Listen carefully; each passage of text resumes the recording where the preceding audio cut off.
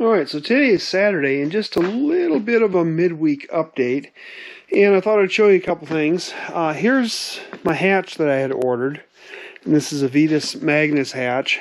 And as you can see, it's kind of a flush fit. This recesses down into the framing for the hatch, and then this is all that's exposed above the deck. And I had some comments that were questioning why I would do that, why I would not build this up, put this up on some 2x or something and run this up a little higher.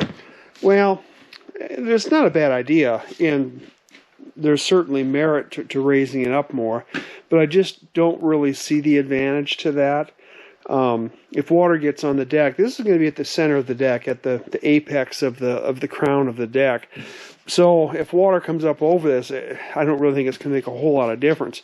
Obviously, if you've got it 3 inches up off the deck or whatever, yeah, that would keep water that was 3 inches less. But if you get water breaking over the bow and across the deck, I don't think it's going to make much difference if it's 3/4 of an inch up above the deck or 3 inches up above the deck.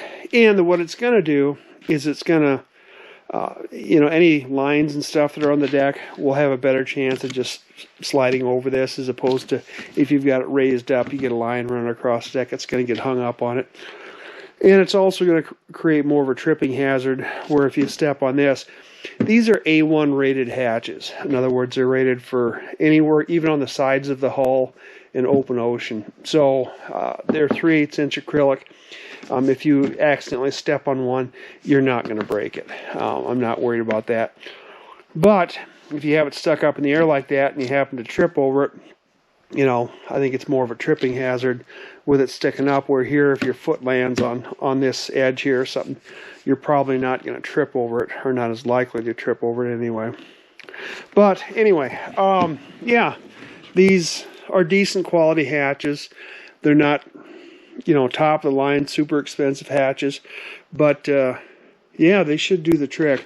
I know I've seen other guys use these and install them in their boats, and some of them have been in there for quite a few years and not had any issues with them. So yeah, let's hope for the best on these. But I think for the money, and these were about $700 with tax, $650 or whatever, and then tax on top of that. So yeah, that's not cheap. That's not bad for a hatch of that rating and size.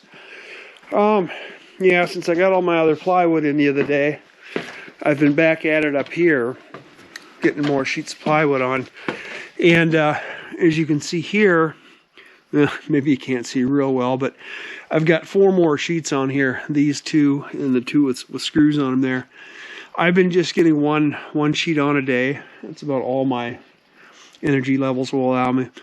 And having to carry these sheets up here, and trim them, and sometimes doing 2 trips with them, yeah, it wears on my body. It's not a lot of fun carrying these sheets up here, and as they get smaller, it's not quite as big a deal. But these full sheets are, even though they're only 1/2 inch, they're not a lot of fun to finagle up here. Yeah, and unfortunately, I don't have enough height that I can flip them over up here. So if I've got to do some cutting on the bottom sides, I have to carry them back down again to flip them over and put them on some sawhorses and cut them.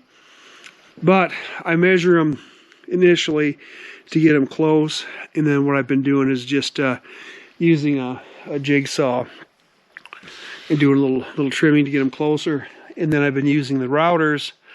You can see my little trim router here. And then way over there in the back, I got my bigger, excuse me, my bigger Bosch router. And that's a corded router, but it uses a 1/2 inch shank on the bit as opposed to 1/4 inch shanks. And it seems a little more stable. Well, of course, a little more powerful motor on it too. So that one does a little better job, especially if I'm having to go through 2 layers of plywood, an inch of plywood. Now, usually I'm trimming these as I put them on, so I'm only having to router 1 layer of plywood, which isn't so bad, and this trim router can handle that. But if I get a situation where I've got more thicker to do, And then that Bosch is certainly better. And it's just being a 1/2-inch shank, you get less vibration and less issues. We had a deal the other day where one of our bearings seized up on us and burned out. And then another one flew apart. Another one, 1/4-inch shank, bent the shaft. So yeah, using better quality router bits usually helps, but going to bigger router in the 1/2-inch shank is probably as important as anything. Okay, now back here in the aft cabin, and where I was putting these bolts in, these lag bolts, into the frames here, into these frames that had the addition or the extension glued and screwed onto them. You can see I got plugs in a couple of these.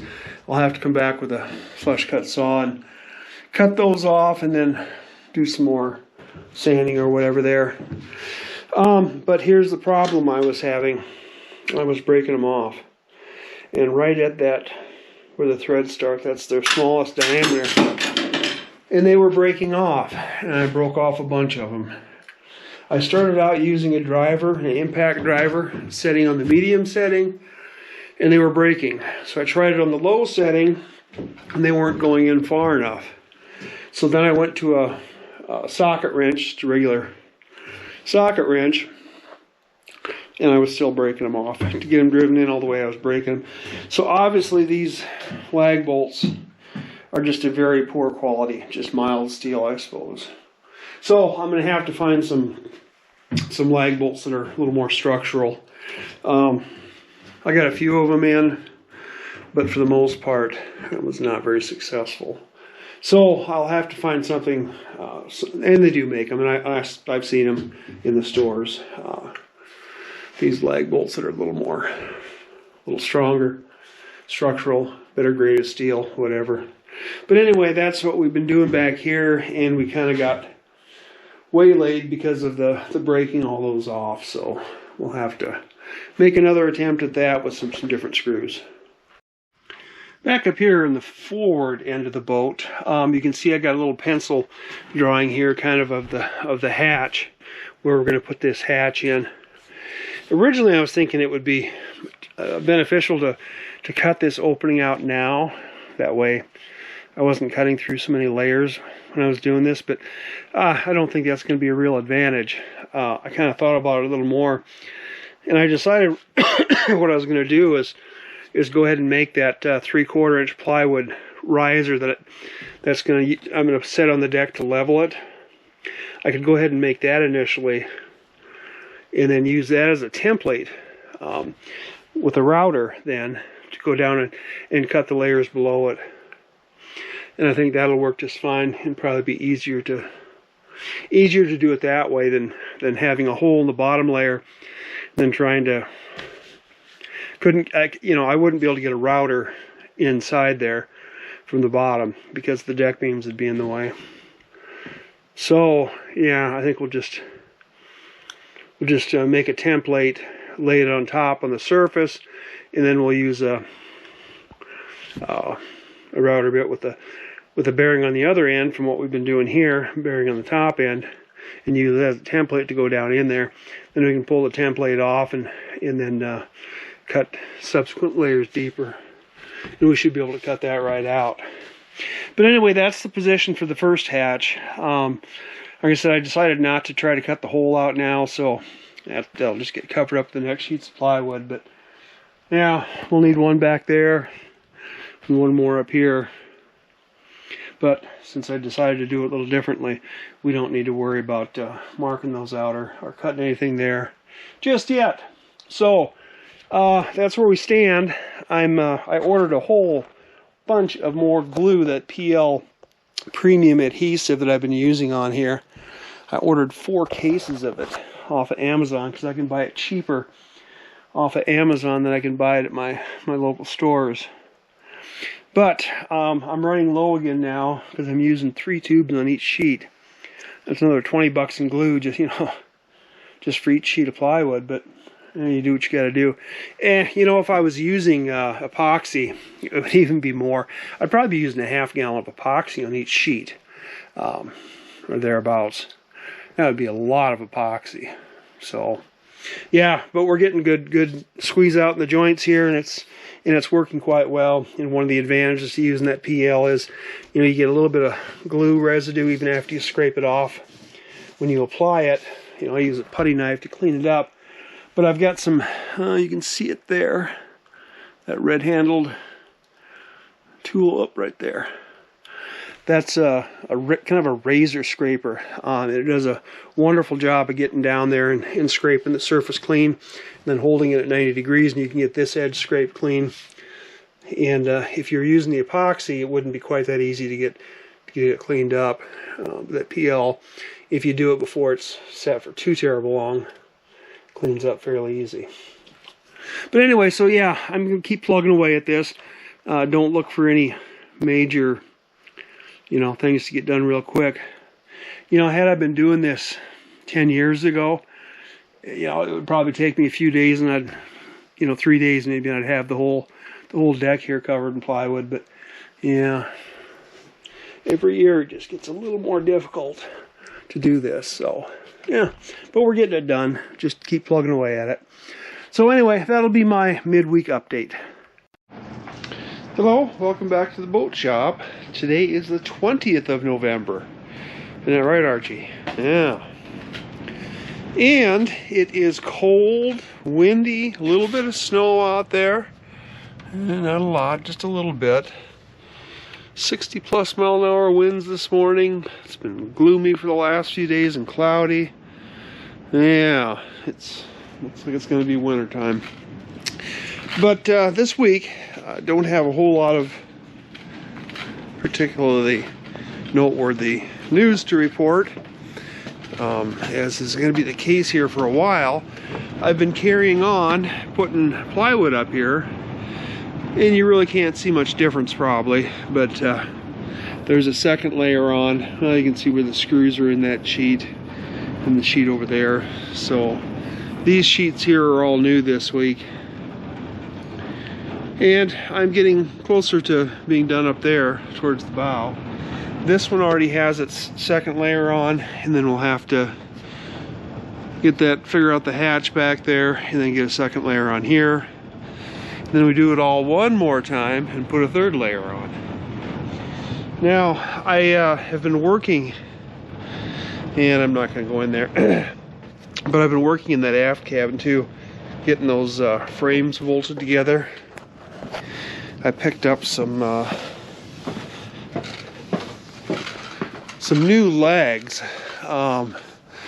These are exterior rated, ground contact rated lag screws, and also proof for treated lumber. But I've been running these in, and they're a lot stronger than those other lags, regular galvanized lags that I was using.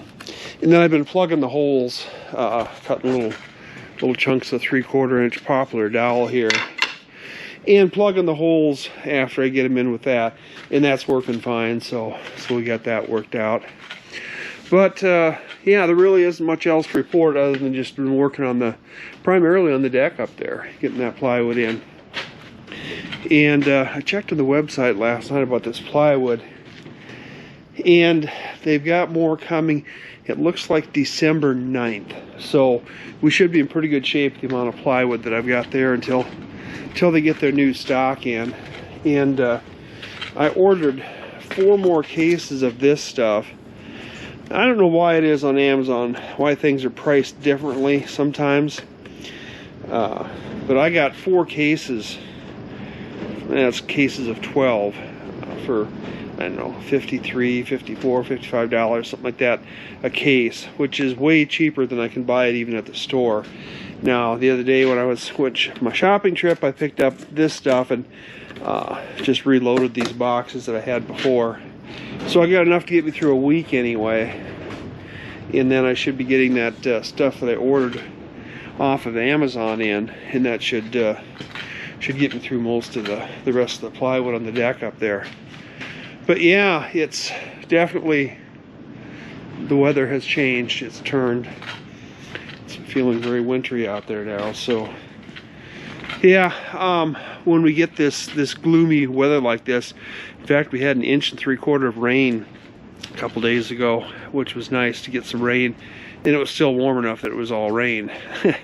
Had that been snow, it would have been quite the wintry wonderland out here. But fortunately, it came as rain. So we got some rain, and it was cloudy.